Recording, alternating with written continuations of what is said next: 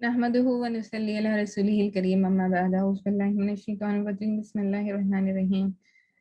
A very warm welcome to you all to the day 11 of तालीम मुंतखब हदीस। आज का हमारा उन्वान है कुरान करीम और हदीस शरीफ से असल लेना। ये हमारे इल्म ज़िक्र जो चैप्टर है उसका सब चैप्टर है जो आज हम शुरू करेंगे इंशाल्लाह। चलिए देखते हैं आयत कुरानी। सूरह माइदा के आयत नंबर 37 में अल्लाह ताला ने अपने रसूल सल्लल्लाहु अलैहि वसल्लम से इरशाद फरमाया, और जब ये लोग इस किताब को सुनते हैं जो रसूल पर नाजिल हुई है तो आप कुरान करीम की तासीर से इनकी आंखों को आंसुओं से बहता हुआ देखते हैं। इसकी वजह यह है कि इन्होंने हक को पहचान लिया। सूरह आराफ की आयत नंबर 302 अल्लाह ताला का इरशाद है, और जब कुरान पढ़ा जाता है तो इसे कान लगाकर सुने और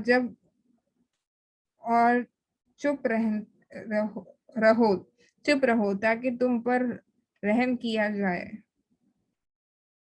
सूरह कहफ की आयत नंबर 80 में अल्लाह ताला का इरशाद है, उन बुजुर्ग ने हजरत मूसा अलैहिस्सलाम से फरमाया, अगर आप आलिम साहिल करने के लिए मेरे साथ रहना चाहते हैं तो इतना ख्याल रखें कि आप किसी बात के बारे में पूछें नहीं जब तक कि इसके मुतालिक मैं खुद न बता दूं। सूरह अज़-ज़मर में आयत नंबर 17 और 18 में अल्लाह ताला ने अपने रसूल सल्लल्लाहु अलैहि वसल्लम से इरशाद फरमाया, आप मेरे उन बंदों को खुशखबरी सुना दीजिए जो इस कलाम इलाही को कान लगाकर सुनते हैं फिर इसकी अच्छी बातों पर अमल करते हैं। यही लोग हैं जिनको अल्लाह ताला ने हिदायत दी है और यही अक्ल वाले हैं। सूरह ज़मर की आयत नंबर 32 में अल्लाह ताला का इरशाद है, अल्लाह ताला ने बेहतरीन कलाम यानी कुरान करीम नाजिल फरमाया है। वो कलाम ऐसी किताब है जिसके मज़ामीन बाहम एक दूसरे से मिलते जुलते हैं। इसकी बातें बार बार दोहराई गई हैं। जो लोग अपने रब से डरते हैं इनके बदन इस किताब को सुनकर कांप उठते हैं, फिर इनके जिस्म और इनके दिल नरम होते हैं। नरम होकर अल्लाह ताला की याद की तरफ मुतवज्जे हो जाते हैं। हदीस नबवी सही बुखारी की हदीस नंबर 2803 में हज़रत अब्दुल्ला बिन मसूद रज़ी अल्लाह ताला अन्हु फरमाते हैं कि मुझसे रसूलुल्लाह सल्लल्लाहु अलैहि वसल्लम ने इरशाद फरमाया, मुझे कुरान पढ़ कर सुनाओ। मैंने अर्ज़ किया, या रसूलल्लाह सल्लल्लाहु अलैहि वसल्लम, क्या मैं आपको पढ़कर सुनाऊं जबकि आप पर कुरान उतारा है? आप सल्लल्लाहु अलैहि वसल्लम ने इरशाद फरमाया, मैं इस बात को पसंद करता हूँ कि किसी दूसरे से कुरान सुनूं। चुनाचे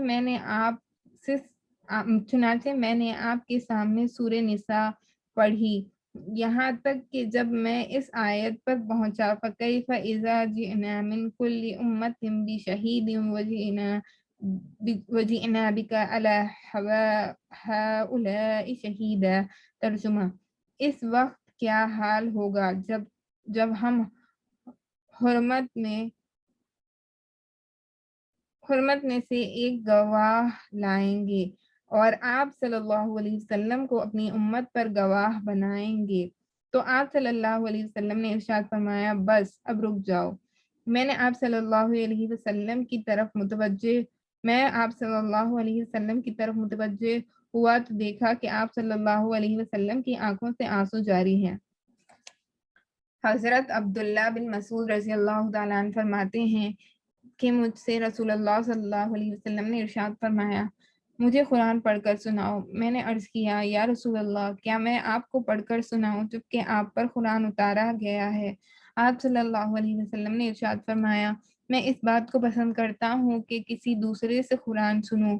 चुनाचे मैंने आपको आपके सामने सूरह निसा की आयत सुनाई जिसका तर्जुमा ये है, इस वक्त क्या हाल होगा जब हम हुर्मत में से एक جب ہم ہر امت میں سے ایک گواہ لیں گے اور آپ صلی اللہ علیہ وسلم کو اپنی امت پر گواہ بنائیں گے. تو آپ صلی اللہ علیہ وسلم نے ارشاد فرمایا بس اب رک جاؤ. میں آپ صلی اللہ علیہ وسلم کی طرف متوجہ ہوا تو دیکھا کہ آپ صلی اللہ علیہ وسلم کی آنکھوں سے آنسو جاری ہیں. صحیح بخاری کی حدیث نمبر 8381 میں حضرت ابو ہریرہ رضی اللہ تعالیٰ عنہ سے روایت کرتے ہیں کہ رسول اللہ صلی اللہ علیہ وسلم نے ارشاد فرمایا جب اللہ تعالیٰ آسمان میں کوئی حکم نازل فرماتے ہیں تو فرشتے اللہ تعالیٰ کے حکم کی ہیبت و رعب کی وجہ سے کانپ اٹھتے ہیں اور اپنے پروں کو ہلانے لگتے ہیں.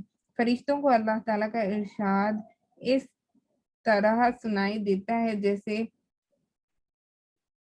چکنے پتھر پر زنجیر مارنے کی آواز ہوتی ہے. پھر جب فرشتوں کے دلوں سے گھبراہٹ دور کر دی جاتی ہے تو ایک دوسرے سے دریافت کرتے ہیں کہ تمہارے پروردگار نے کیا حکم دیا. وہ کہتے ہیں کہ حق بات کا حکم فرمایا اور واقعی وہ عالی شان ہے، سب سے بڑا ہے.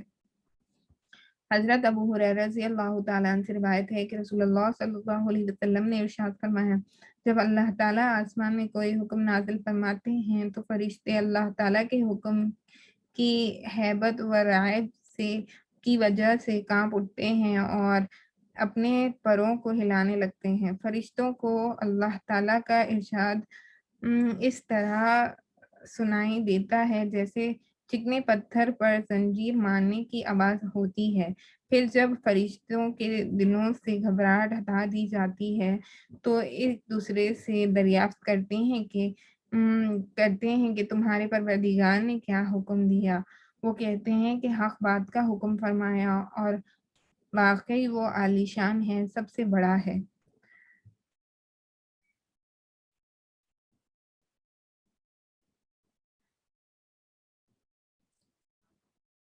راہ احمد ابن ماجہ کی حدیث نمبر 242 میں حضرت ابو سلمہ بن عبد الرحمن بن عوف رحمۃ اللہ علیہ فرماتے ہیں کہ مرو پہاڑی پر حضرت عبداللہ بن عمر اور حضرت عبداللہ بن عمرو بن عاص رضی اللہ تعالیٰ عنہ کی آپس میں ملاقات ہوئی.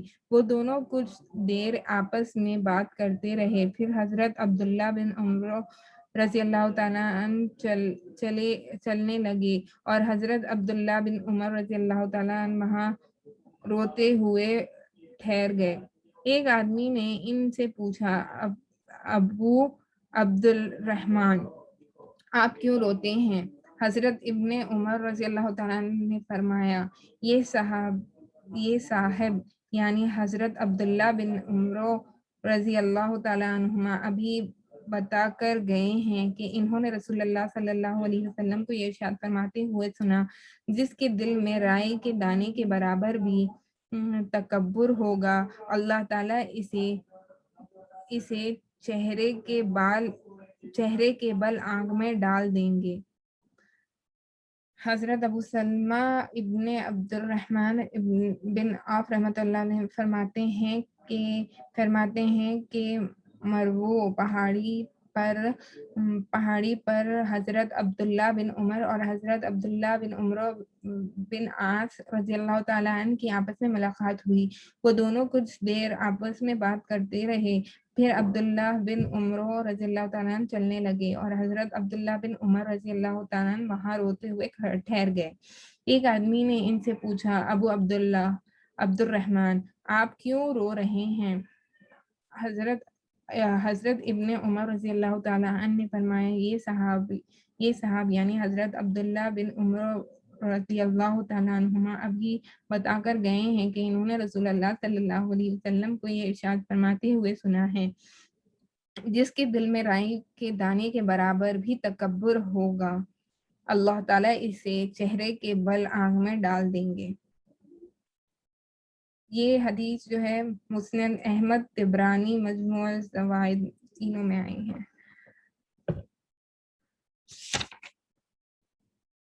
اور ہم ذکر کا باب شروع کریں گے اور کچھ آیت قرآن دیکھیں گے۔ ذکر، اللہ تعالیٰ کے اوامر میں اللہ تعالیٰ کے دھیان کے ساتھ مشغول ہونا، یعنی اللہ رب العزت میرے سامنے ہے اور وہ مجھے دیکھ رہے ہیں، اس کو ہم کہیں گے ذکر۔ قرآن کریم کے فضائل، سورہ یونس کی آیت نمبر 70 سے 80 میں اللہ تعالیٰ کا ارشاد ہے، لوگوں تمہارے پاس تمہارے رب کی طرف سے ایک ایسی کتاب آئی ہے جو سراسر نصیحت ہے اور دلوں کی بیماری کے لیے شفا ہے، اور اچھے کام کرنے والوں کے لیے اس قرآن میں رہنمائی ہے اور عمل کرنے والے مومنوں کے لیے ذریعہ رحمت ہے۔ آپ کہہ دیجئے کہ لوگوں کو اللہ تعالیٰ کے اس فضل و مہربانی یعنی قرآن کے اتارنے پر خوش ہونا چاہیے۔ یہ قرآن اس دنیا سے بد درجے بہتر ہے جس کو وہ جمع کر رہے ہیں۔ سورہ نحل کی آیت نمبر 102 میں اللہ تعالیٰ نے اپنے رسول صلی اللہ علیہ وسلم سے ارشاد فرمایا، آپ فرما دیجئے کہ بلا شبہ اس قرآن کو روح القدس یعنی جبرائیل علیہ السلام آپ کے رب کی طرف سے لائے ہیں، تاکہ یہ قرآن ایمان والوں کے ایمان کو مضبوط کرے، اور یہ قرآن فرما برداروں کے لیے ہدایت اور خوشخبری ہے۔ سورہ بنی اسرائیل کی آیت نمبر 28 میں اللہ تعالیٰ کا ارشاد ہے، یہ قرآن جو ہم نازل فرما رہے ہیں یہ مسلمانوں کے لیے شفا اور رحمت ہے۔ سورہ عنکبوت کی آیت نمبر 3 میں اللہ تعالیٰ نے اپنے رسول صلی اللہ علیہ وسلم سے ارشاد فرمایا، جو کتاب آپ پر اتاری گئی ہے اس کی تلاوت کیا کیجیے۔ تو سوچئے جب اللہ اپنے رسول صلی اللہ علیہ وسلم سے فرما رہے ہیں کہ تلاوت کیا کیجیے، تو پھر ہم تو بہت گئے گزرے امتی ہے نا، ہم پر یہ لازم ہے کہ ہم اس ہدایت والی کتاب کو تلاوت کریں، پڑھیں، سمجھنے کی کوشش کریں۔ اللہ سے دعا ہے کہ اللہ تعالیٰ ہمیں کہنے سننے سے زیادہ عمل کی توفیق نصیب فرمائے۔